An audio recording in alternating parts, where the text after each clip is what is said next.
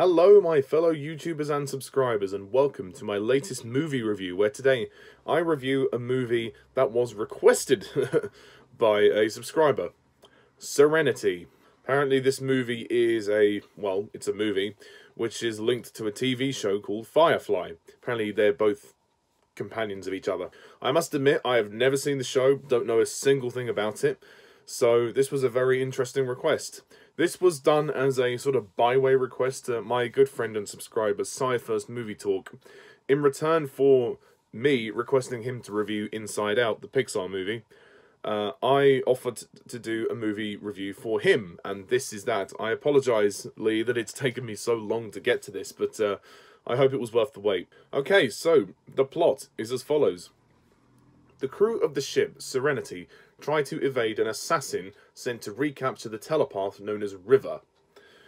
That's pretty much it. That's the plot of Serenity. So, Serenity, this is a very good film, yeah. I really enjoyed this one. It was quite fun, I must admit, it was a good fun romp. This movie definitely had a sort of nostalgic feeling to me, because it did feel like a bit more of an adult version of Star Wars. So it had the same sort of adventure spirit of that movie, whilst almost kind of having the humour of something like an MCU movie that we've got now. But it was smart, and it was intelligently written, and it was witty, and the plot was actually very intriguing. It's a surprisingly intriguing plot for something that is basically just a fun action romp. And it's actually directed by Joss Whedon, who most of you will know as the director of the first two Avengers movies of the MCU. So I can clearly see the influence and why he was chosen to direct those movies, because his directing and the writing here is very good. It's very sharp, it's very polished. It is cheesy. There is a sort of corniness and a cheesiness to it, but I still I like that, and I think it works in this film's favour. The cast are really good, and I actually like the crew of people that we get to meet and follow for the entire film. They're a really good bunch, and they do actually have a lot of camaraderie and chemistry. The main character, played by Nathan Fillion, is Mal. He's a bit of a sort of Han Solo mixed with Chris Pratt's Star-Lord from the MCU, so I see him as the love child of Han Solo and Star-Lord. It might sound strange, but if you watch his character, you'll see he's that kind of cocky, you know, sure of himself captain, but when he gets down and dirty, he really does stick up for his team. He's loyal, you know, and that's fundamentally what makes him a great captain.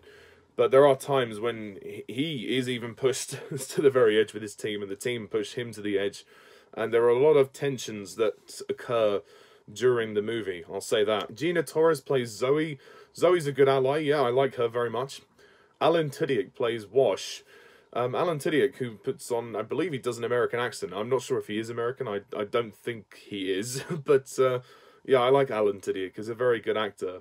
And, yeah, his role is good here. He's a good support. Morena Baccarin plays Inara.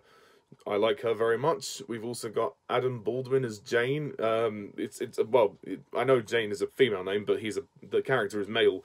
He's kind of the hothead of the group. He doesn't really trust River, and he's the one that kind of feels mostly against her. So there are some tensions that brew from that, but ultimately he does stick with his team, and he does turn out to be a decent guy, I suppose. Staite, who plays Kaylee, She's good, although she does seem to be kind of in the background of the group until the end, when it's revealed that her and Simon have somewhat of a romance going on. Again, I don't know, like, in terms of these characters, there's probably more development for them in this show, but again, I'm a first-time viewer. I've never seen these people before. I've never seen these characters before this film, and this is my first impression of them. I mean, I suppose it is quite sweet when her and Simon do sort of... I suppose they get together at the very end, just before he gets shot and before she gets injured. So I suppose they did that to make it slightly more tragic. But yeah, from a first-time viewer, it does kind of come out of nowhere. It does come out of left field, because they're certainly the characters that, to me, weren't quite as interesting as some of the others. But I still like them for what they were. And Simon himself, who's actually River's brother, he's very good. We actually opened the film with him rescuing his sister from the facility, because there's something mysterious about River, and we don't quite know what it is at first, but the film does a good job of keeping up the mystery and the intrigue, which is what held my interest for all 2 hours of its runtime. We also have Ron Glass, who plays Shepherd Book. He's a very good character.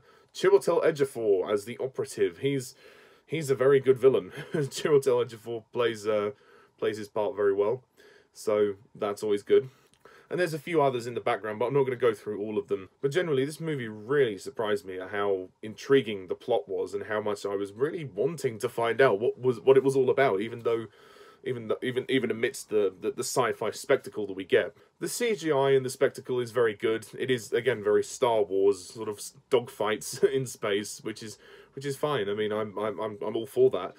It does look a bit dated by this point, because this movie was made in 2005, so it's fine, but you have to kind of forgive it. I mean, look, at the end of the day, George Lucas didn't do much better than this with the Star Wars prequels visually. And also, Summer Glau as River, I forgot to mention her. River, she doesn't have a huge amount of lines to begin with. We're just kind of seeing her sort of standing there, and there's almost there's a little bit of amnesia going on with her. She's trying to remember what's going on, and she keeps mentioning this phrase called Miranda, which is actually the name of a planet where something tragic happened, in which we find out later on. I won't ruin it for people who haven't seen the movie, but the twist was certainly intriguing, and I didn't expect it. So I guess the movie was very ambitious and very bold and very daring to surprise us like that with the revelation that was.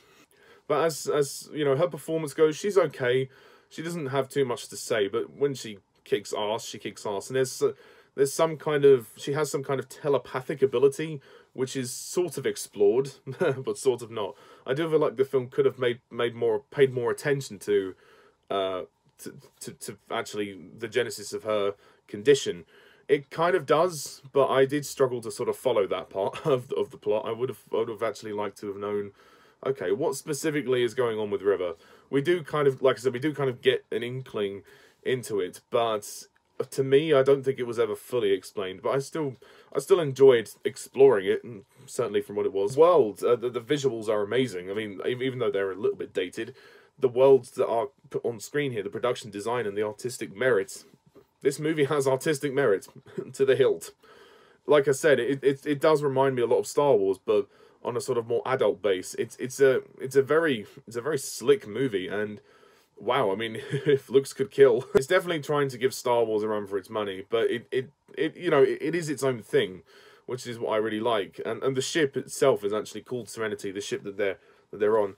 And of course, the whole kind of team aspect of the movie, the whole sort of buddying up. I mean, these group of people, you could say it's like Guardians of the Galaxy ahead of its time.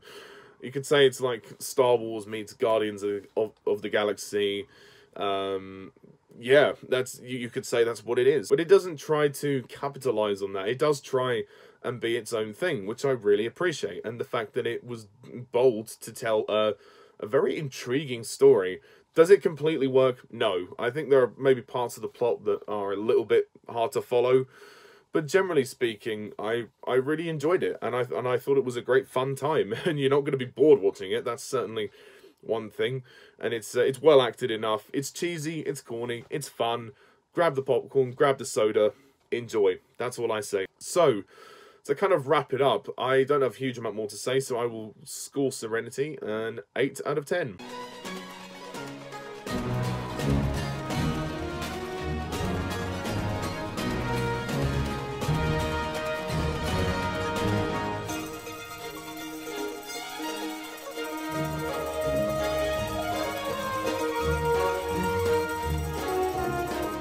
I think it's a good, solid, fun movie with a lot of intrigue, and it did surprise me in a lot of areas, but I wouldn't say it's perfect. But it does intrigue me to potentially watch the show, so I might do that. I might watch Firefly and see if I see if I enjoy it. I probably will. I probably will enjoy it, especially if I enjoyed this movie. So yeah, I want to thank Sci-First Movie Talk for recommending this movie to me, and I apologise it took me so long to get to the request, but I hope that this review was good enough for you, and please hit that subscribe button for more movie reviews and other content. So until next time, I'm Mr. Tudyk11. Thank you for watching.